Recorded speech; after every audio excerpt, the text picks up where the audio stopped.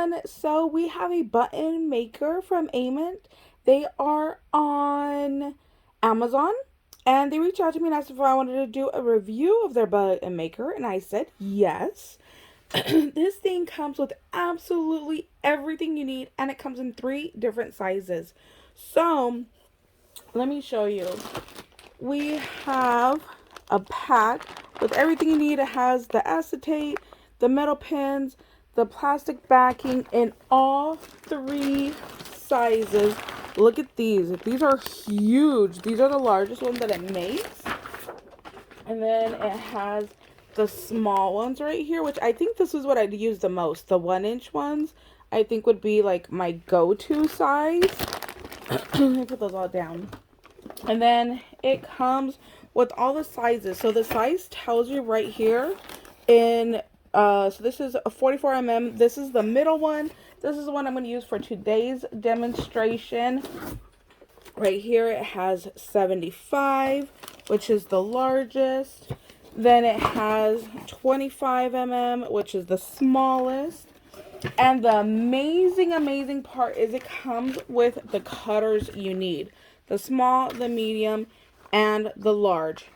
And not only that, I mean, this thing literally comes with everything you need. I'm not even kidding. It comes with colored directions for you to go ahead and use and figure out. It also comes with a booklet right here that you can go ahead and use. And the last item, it comes with a cutting mat so you can cut out your paper. So impressed. I did not realize how much it came with. So let me put away some of this stuff so we can get in and putting this together. When I pulled the cutting mat out of the box, I just looked at it like this. I didn't realize how nice this cutting mat is. So right here is giving you different sizes. So like if I had my beads, I could place it down and it would tell me that this is a 4 mm, this is a 6, this is 7, 8, 9. I wish it went all the way up to 10 or even 12, because 12, 10, 8, and 6 are the ones that I use the most sizes of beads. So that would have been awesome if it went a little bit further, but just the fact that it has this chart is awesome. And then look at the back. The back actually has little circles already. Like, how awesome is that? And then it has like different degrees on here. Like, this thing is really nice. I really like that. So here is our instruction. So we have like our press, and then this they're calling A, and then this they're calling B, and then C. So let's put this thing together. So it starts off with inserting A, and it doesn't say, but looking at the pieces right here, I'm gonna guess that this only goes in one way. Right here on the top of A, there's this like a little nose, we'll call it, sticking out. And if we look at the bottom, not sure if you can see right here, there is a little opening, there's a little notch, and that's the only spot that has that. So I'm guessing that this has to go, yeah, it's not going to go any other way. So there's no wrong way to insert part A into the press. So I'm just going to push it straight in like that. And then it says insert mold B, which is the one with no metal, into, and they have it facing, which way is it facing? It's kind of at an angle like this. So it says to insert it.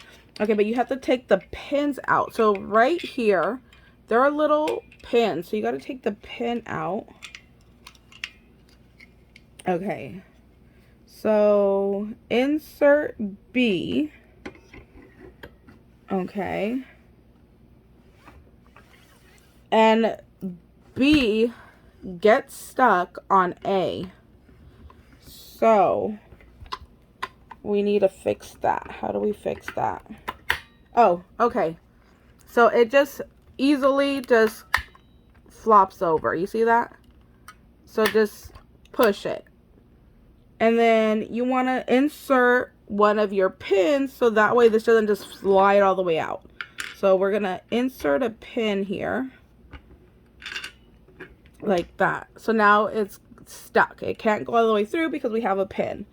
And then on the other side right here, we're going to insert the other pin. So when we slide it over, again, the same thing. It can't go any farther than this point.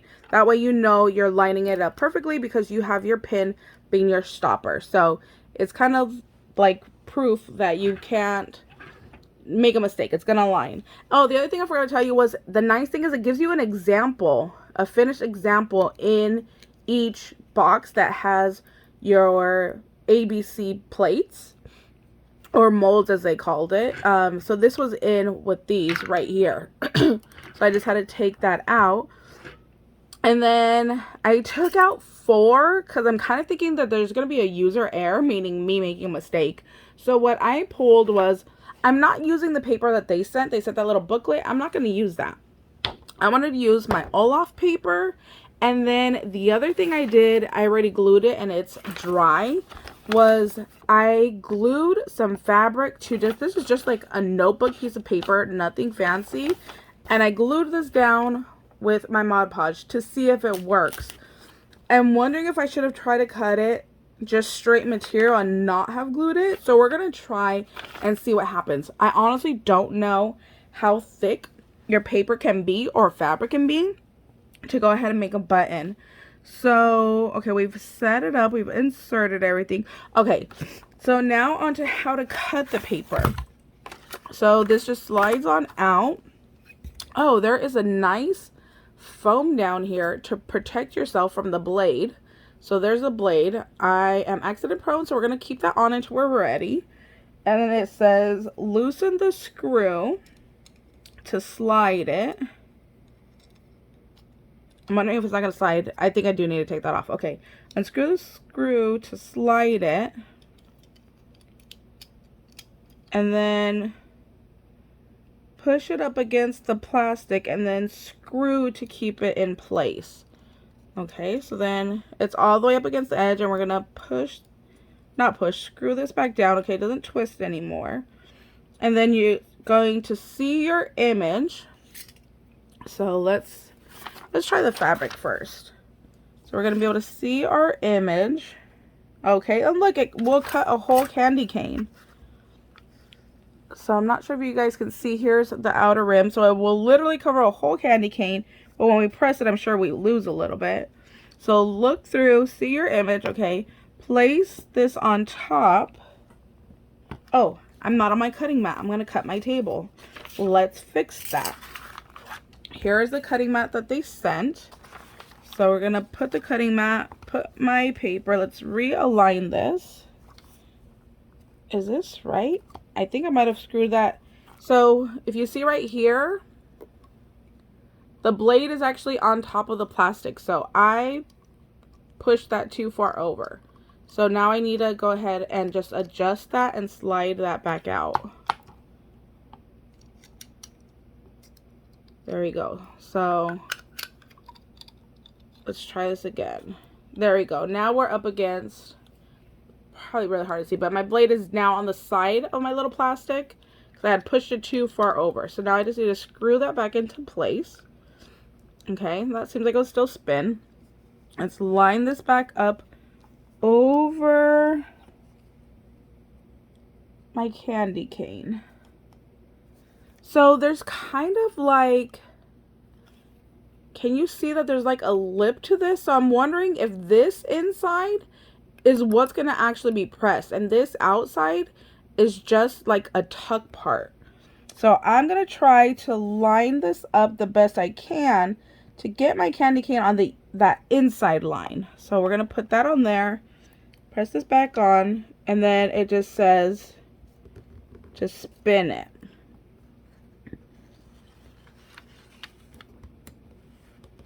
Is this even cutting? I have no idea.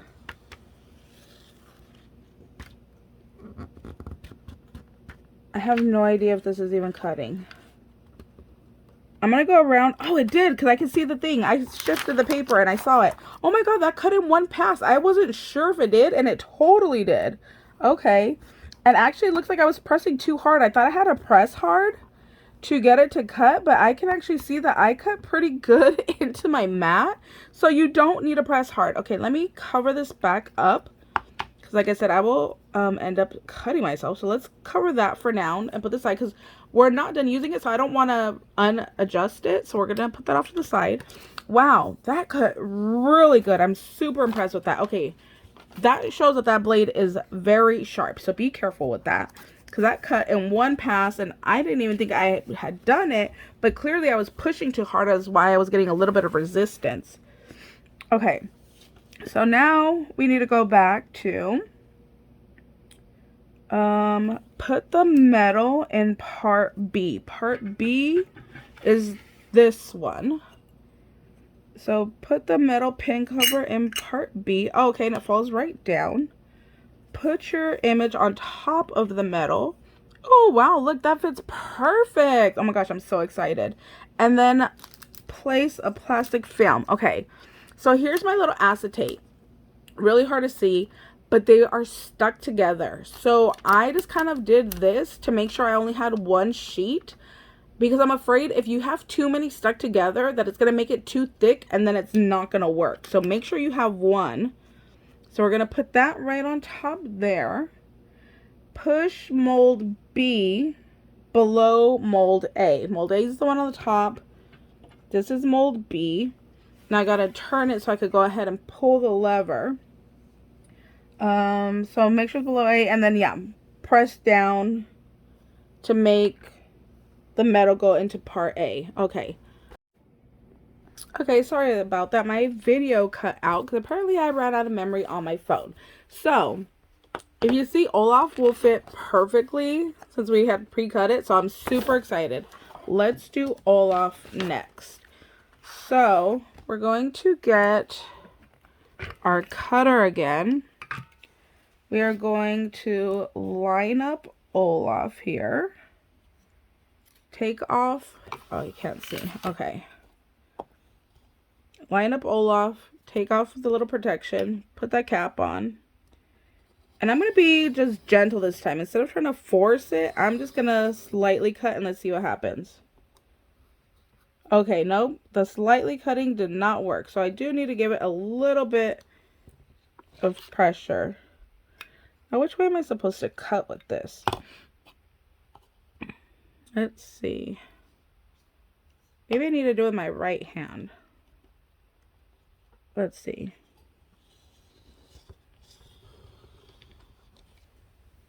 So let's go around. Did that cut? That cut. Okay. We're going to put this little foam piece back on. There we go. I got my Olaf. Let's get the punch back. So, metal piece, image, clear acetate, slide it on over, give it a good press. Okay. Slide that over. Oh, nope. I forgot to put my white piece. Put my backing piece. Slide it on over. And give it a press. Oops. Sorry so much shaking on the camera. Boom. Perfect. You see, the first time I think was my fault. So here is my little Olaf button. He came out so cute. Oh my gosh. And then here is my fabric. Like I said, I think this was my fault layering the fabric with the paper of why it didn't work. I kind of want to do another one of just the fabric with the plastic and see how that works. Let me get my fabric right here. And let's just cut one out and see what happens. So let's put this on here. Can you guys see? I think you can. Put this back down. If you had like a paper punch that would cut these, I think would be a better option than trying to use this tool. Maybe it's just me that doesn't know what I'm doing. There we go. Oh, see, it skipped. I thought it did. So that was just probably me. So we're gonna cut the rest off that I missed. There we go. See, not too bad. And let's try this again. So, oops, sorry, I keep bumping you guys. So metal piece, just fabric, no paper this time. We're doing, that's one, a clear film. Oh, see, look, my fabric doesn't fit well in there. I think I cut it wrong. I think that's too much fabric. Oh, well, let's see what happens. I'm going to put my piece in there just because I keep forgetting. So let's press this down. Okay, I think that's right. And then slide them on over. I didn't feel that. There we go. Now I felt like the full press. Slide it on out. Oh, this one worked perfect. Look at that. Even though I thought I had too much fabric in there, it all literally pressed. So the first one was my fault. It was gluing it down to the paper. So between the fabric, the glue, and the paper, it ended up being too thick that it didn't work with the acetate. But with this one, that was just straight fabric. It worked perfectly, completely perfect. Even this one that was cardstock, and this is a nice cardstock because it's Disney and it's double-sided. So this is a pretty thick cardstock. And my little Olaf worked perfectly. So if it works with cardstock, you know it's going to work with like thinner, just paper, like printed paper. So this is amazing. I can't believe that all three worked. Okay, I own another button press that I bought from another well-known company that is in craft stores. And I gotta tell you, like 1 out of 4 comes out nice like this. Maybe even more. I have stopped using it because I've trashed more buttons than I've actually kept. This one, 3 out of 3. I'm so surprised. I honestly am so surprised. My only thing is the backing. I wouldn't always want to use these for buttons. I would want to use them for paper crafting. So I wouldn't really need that metal piece on there. So I don't know. I mean, I guess if you glue this down, so like if I wanted to glue this onto a rosette, it's going to end up kind of thick. So, I mean, I guess I could just throw like a bunch of glue in between here so that way it could stick to the paper. So we're going to have to play with that. Oh, if you're doing like a bag, you could always pin this to ribbon too. That might work for my paper crafting, is to go ahead and pin this to ribbon as just like an extra little embellishment piece. So that would be fun. So there's my little video for today. I hope you guys enjoyed this video. I'm super stoked that it worked. I am honestly so shocked with myself that I got 3 for 3. So that's pretty awesome. All right, thank you guys. We'll see you later. Bye guys.